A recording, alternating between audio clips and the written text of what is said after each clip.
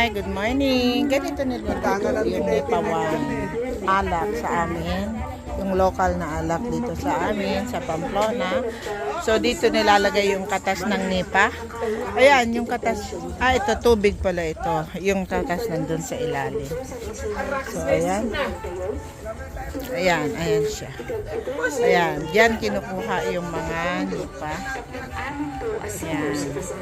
So, yung katas ng Nipa na yan, yun ang iluluto. Iluluto dito. Yan, ito yan. Tapos, dyan iluluto. Tapos, ito na, yung vapor niya, yun yung magiging alak. Ito, yung vapor niya. Ayan. Ayan, itong tumutulo dyan, yan na yung alak. Siya yan na yung alak. Talagang high grade na alak yan. So, niluluto talaga siya. Tanggalin yung bunga.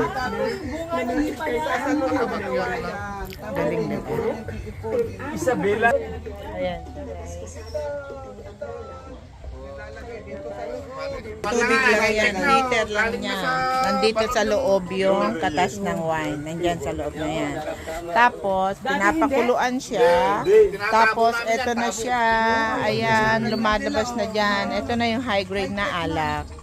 Ayan, Nipa wine yan. Galing.